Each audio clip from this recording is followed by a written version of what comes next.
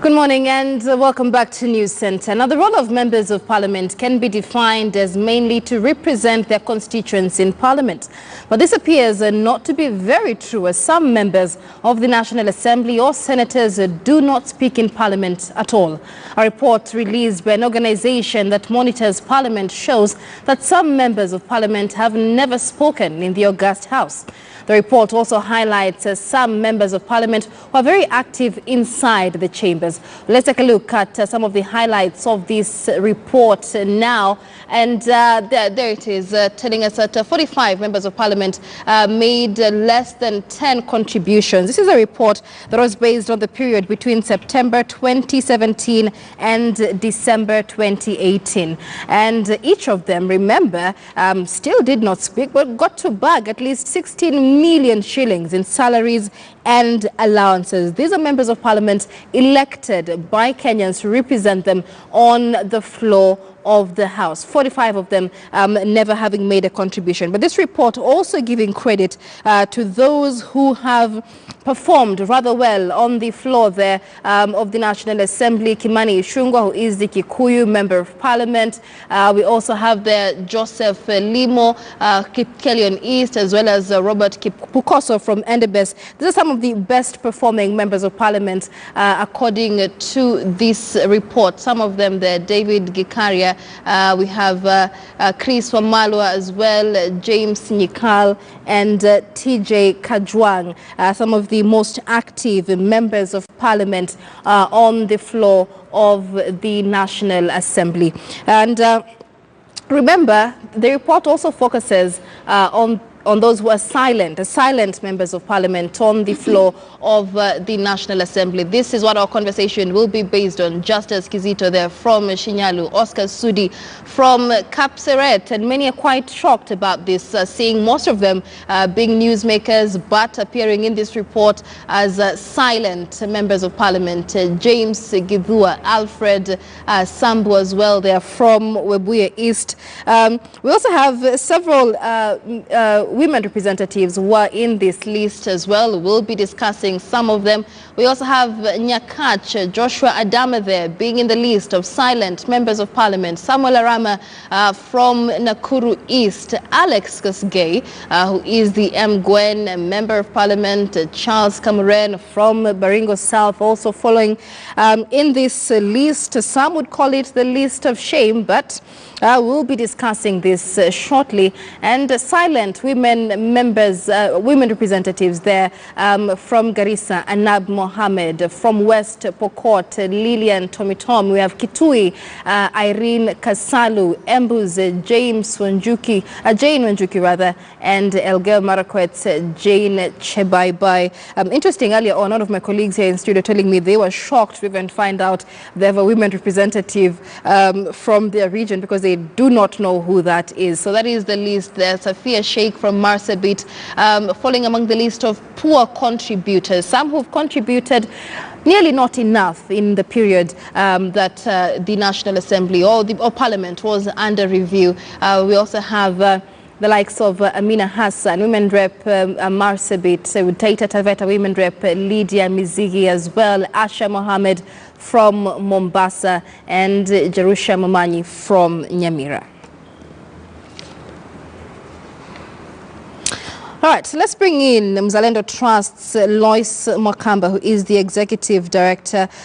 This is the organization that carried out this survey. Thank you for joining us on News Centre. Tell us more about this report. Thank you for having me. And my name is Caroline Gaita. Sorry for that. I beg your pardon, Caroline. We'll actually be speaking to you in just a moment. Before we do, let's speak to David Sankok, who is he's nominated to Parliament to speak to us about this report as well. Several members of Parliament have been giving their views on this report. Mr. Sankok, many thanks for joining us on News Centre. He joins us by way of phone. Tell us more about this report and what you think about its credibility. Yeah, one thing is that members of parliament parliament is the third arm of government, and it's a legislative arm of government that is mandated in this country to make laws, and laws are made in parliament. So if you are silent in parliament, I don't know why you are earning a salary, because you are supposed to be a legislative arm of government that makes laws. And laws are made in parliament. They are not made in barazas, in political rallies, or outside there. They are made actually on the floor of the house. Like last week, we had a budget making process, which is very important for this country, because that is where we allocate funds to all other arms of government and to all ministries, departments, agencies, and even to the devolved units. And it is very important and imperative that if you are earning a salary out of taxpayers' money, you must then perform. And you can only perform if you are a member of parliament, if you contribute in the floor of the house. For me, I think the survey is credible. I have not checked it, although like I'm also mentioned as one of the most active members I have seen. And I know myself, I've been there, although recently I've been away in New York. But any member who earns a salary must contribute in the floor of the house. They must make laws. There is no way you can be a reporter and you are not reporting news. There is no way you can be a farmer and you don't visit your farms. If you are a member of parliament, how you must be in often? parliament. Let's talk about how often, Dr. Sankok, one should, or how many opportunities are members of parliament given to contribute on the floor of the house? Because this report also puts on the spotlight those who've contributed only 5 times in the span of a year, but they'd still say, well, I represented my people those 5 times.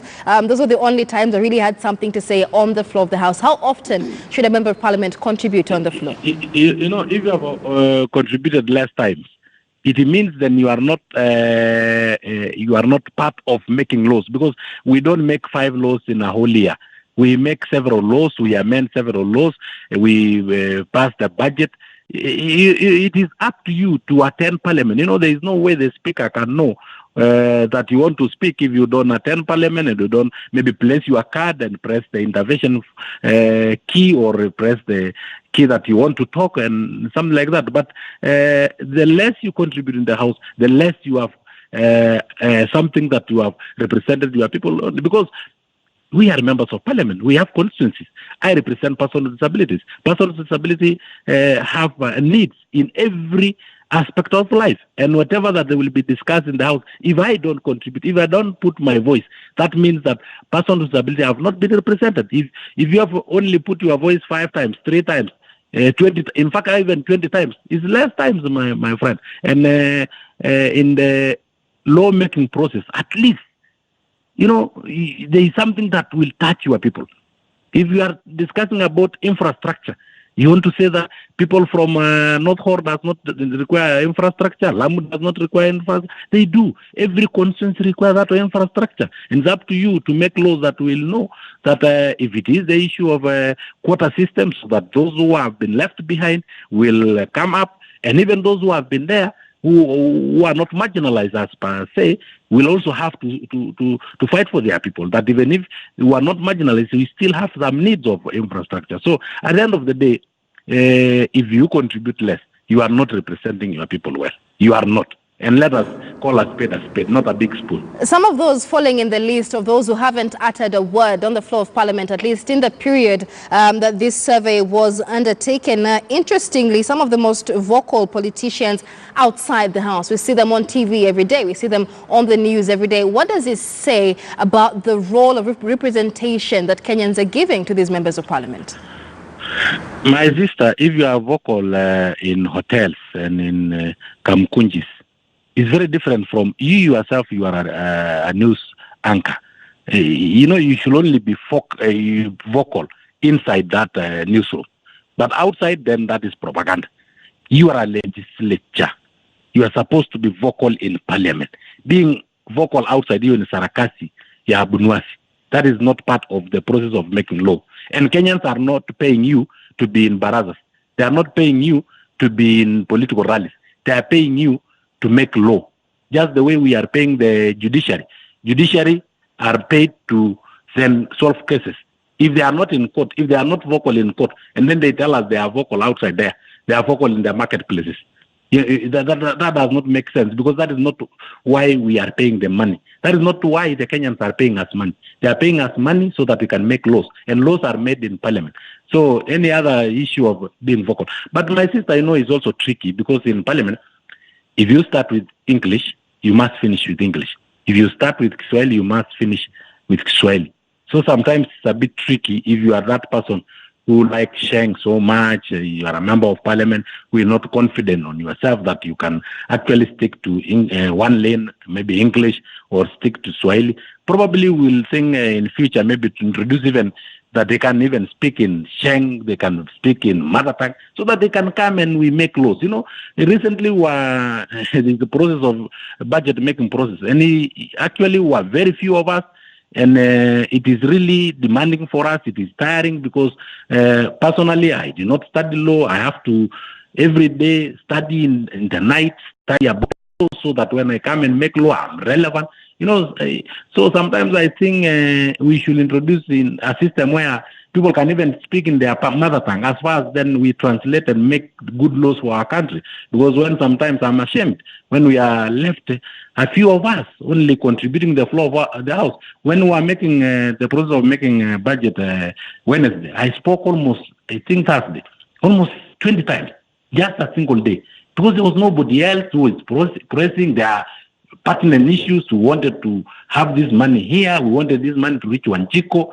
Sometimes we want to put money to National Gender Inequality Commission, which we know will only be having boardroom meetings. We want that money maybe to be transferred to National Government Affirmative Action Fund, where we'll get sanitary for our kids, where we can get bursary for our kids. Surely they should actually be in, and if you are vocal outside. You raise an interesting issue there, though, of competence, perhaps, in terms of language and understanding the legal composition and, the process of drafting laws. That is an interesting conversation. But you are a nominated member of parliament. This report also says, despite being nominated to serve various special interest groups, nominated members of parliament have been quite a big letdown, having done little to push for their agenda. Now, you've been mentioned as some of the most active, but what would you say about the role of nominated members of parliament, this especially coming in the wake of plans to reduce the wage bill and perhaps cut off some positions in the National Assembly? Personally, I know my role. I represent persons with disabilities, and if I represent persons with disabilities, that is my constituency. My constituency is bigger than any other constituency. Some of these members of parliament represent a constituency of 20,000 people. I represent 6.5 million Kenyans with disabilities. So I have even a bigger responsibility. I have a bigger burden, and I represent them very well. I've been mentioned as most active, and actually I know myself. I've been there in parliament, and I must be there, because in any budget making process, in any legal making process, there must be something that will touch on persons with disabilities. If there is a report on nominees to be vetted in parliament, I must be there to know if there is person with disability represented in those nominees, as per Article 54 of our Constitution, that talk of 5% representation of person with disability in appointive and elective position. And also, I have to be there in parliament to make sure that anything that touches, if it is funds, I also own an increase in National Council for Persons with Disability Fund. I must know what is the stake for access to government procurement opportunity. How will persons with disability be accessed? So for me, when it comes to the bloated wage bill, of course we can reduce representation, because we are overrepresented. Waheshimiwa wamekuwa wengi kuliko raia. That is a true fact. Punda imechoka. We can reduce this number, but as far as you are still there, please represent your constituency. If you are nominated to represent a constituency. Represent. If you are elected to represent our constituency. Represent. If you got for a referendum, we reduce this position. For me, I'm willing even to give up my position of nominated. If you feel that a person with disability will be represented by members of parliament elected in a particular constituency, well and good for me. But as far as I'm earning a salary, I'll work for that salary. I will not earn a salary without doing the job that I'm being paid for by Kenyans. Right. Many thanks for speaking to us, and congratulations for being in good books in this report. That is nominated Member of Parliament David Sankok. They're speaking to us about the first scorecard for the 12th Parliament released by Mzalendo Trust. In studio with us, Caroline Gaita, the Executive Director for Mzalendo Trust. Many thanks for joining us this morning. Michelle, Mzalendo Trust has been releasing this scorecard since 2014, I believe. Yes. What But this is a trends? first for Parliament. Absolutely. Yes. What trends have been seen so far? I think the difference between this scorecard and the past is that you've seen the number of zeros reduced, for example. In the previous scorecard, it was more than 20. In this case, for example, the women's rep, it was down to 6. For the elected members, that has gone down. So there's an improvement. I think there's a recognition that yes, and I love what Dr. Sankok has said, that we take you to the House to represent interests, your electorates, your special groups, and these interests can only be represented on the floor of the House. So yes, there's a shift. Okay. Yeah. And how really is the survey carried out? Because many are concerned about, perhaps the credibility. Because many would say, I see my Member of Parliament on TV every day. How could he be the least performing Member of Parliament on the floor of the House? So the survey is based on Hansard, the role of the MP on the floor of the House, or yes, the role of the MP on the floor of the House. So what we do is we take the open data, in this case the Hansard, and using a speech data count, we calculate the number of times that you contributed to anything on the floor of the House. So it's not based on what you do outside the House. It's not based on the conversations that you have outside the House. It's based on the Hansard. And for us, we only use the official Hansard from Parliament. So we trust that Hansard captures the contributions of the members completely. So in that list, 10 members of Parliament having not uttered a single word. There's several of them having uttered a word on the floor maybe 5 times, some maybe 3 times. What does this mean for Kenyans? What questions do we need to be asking ourselves now? We start from the fact that the MPs represent our issues in the House. The Constitution is very clear that they represent the legislative role, they have the representation role, and they have the oversight role. Having said that, once we elect you to the House, we elect you on the basis of either some promises you made, some expectations from us. So when you go to the House and you say nothing, that is really disappointing. It means the people who took you to that House, you absolutely have nothing to say in regard to the reason they took you to the House.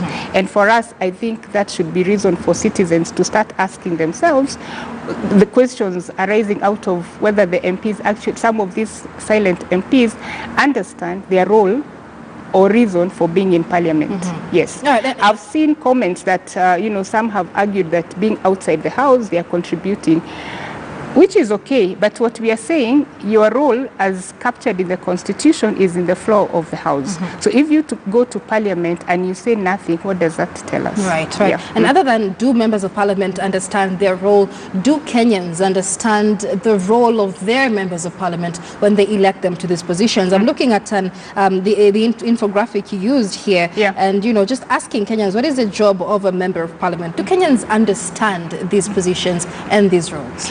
From past studies, we see there's a disconnect between what people expect of their MPs and what the Constitution provides as a role of the MPs. We've seen cases where the demands on MPs are more of the social nature, money, fundraising, and you've seen even the MPs themselves complain about the demands that the citizens place on themselves. And for us, doing the scorecard is actually one of the ways we feel is an avenue for enlightening the citizens on the roles that Parliament is expected to play, and it's on those roles that citizens should hold them accountable. And so for us, even for the MPs, the scorecard is a good tool for them to remind or to engage with their citizens, with their constituents, and say, look, when you elected me to represent your interests in the House, this is what I'm supposed to do. this is what I'm supposed to do, and it's on the basis of these that you should hold me to account. All right. Yeah. Honorable David Sankok brings in an interesting issue, you know, when we're speaking on phone. He says, you know, when you start an issue in English, you have to finish in English. When you start in Swahili, you have to finish in Swahili. And it sounds little, but if our members of parliament cannot carry out a single line of thought in a particular, you know, language, English, or the official language, then what does that mean about the credentials that we should be looking into before putting someone in these positions? And it is a complex process of drafting laws as it is. We as Kenyans chose the sort of credentials or criteria on which our elected members would go to the House. Being conversant with English, for example, is not a prerequisite for making laws. And I think I would flip that to ask if there's a way that then they are able to understand or to articulate their issues in a manner that they are comfortable with. And I think that's what Dr. Sankok was trying to say, that look, if I start a conversation in English, can I at some point explain it in Kiswahili? Right. But having said that, I think those would be issues that the House would have to consider, you know, in terms of how do they make sure that everybody is able to contribute and that language is not a barrier to the contributions of the House. But back to us, we understand what the MP is supposed to do.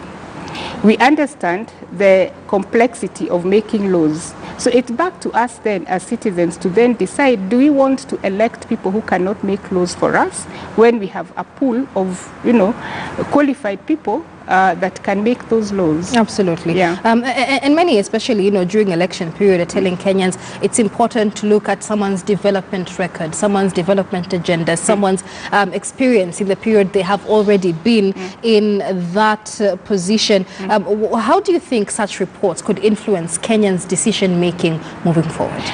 Kenyans are, at least judging from our website, you can see that citizens, especially on our website, the age group between 29 and 39 and 20 to 29 is the key group that takes a key interest in what their MPs are doing, which means there's an awakening. Citizens are starting to ask or to question what their members of parliament and other elected leaders or the executive are doing. And so for us, this report is a way to start conversation, to highlight what citizens expect and what the MPs are doing. And so we believe that this is a key tool of enhancing citizen participation, encouraging citizen engagement, for example, with Parliament and the legislature, and also just making Parliament or members of Parliament more accountable to the people who elected them to the House. Yes. And this comes amidst several conversations in the country. One of them is the wage bill and how we can reduce the bloated wage bill. There's been a conversation whether we should have a referendum, scrap off some positions. And, you know, just looking at this report, there are groups of, you know, state officers who seem not to be doing much with their position. Would you say this could inform then such decisions as where to scrap and where to cut off what? What from the conversation about the wage bill, one of the things that keeps coming up is, I would say, value for money. Right. Are the MPs doing, or are we paying them? Is the pay that they are being paid commensurate with the work that they are doing? And so as we start conversations around constitutional reforms or the referendum, for me, I don't think the issue is so much the positions, but holding the people in those positions accountable to the roles that they're supposed to play. Because even if we were to reduce the positions, for example, and the people in those positions are not doing what they are supposed to do, or they're not accountable to the citizens, then we won't have won or changed anything. There's several categories here: silent members of parliament, most active members of parliament, but the report also focused on youth members of parliament, because we've been speaking of perhaps having a young demographic or a young crop of legislators representing us in parliament. Talk to us about how this group did. So from the analysis, the young MPs, especially the new members of parliament, did not do very well. If you look at the top scorers, you have Honorable Sakaja, you have Honorable Lesuda, who've been in the House before. So it could be a case of, for example, lack of experience. It could be a case of lack of opportunity, but overall, they didn't do very well. And so that begs the question whether it is lack of opportunity in the House, lack of knowledge in how the House runs, or just fear. All right. Yeah. Several issues here still we're meant to discuss. Two-thirds gender rule yet to pass. Many say, the women already in parliament are not doing as much, or they're not supporting the movement themselves. We'll be coming back with this conversation. That is Caroline Gaita, Executive Director, Mzalendo Trust, which has just released the first scorecard for the 12th Parliament. Interesting results in this report. We'll continue discussing this after this short break.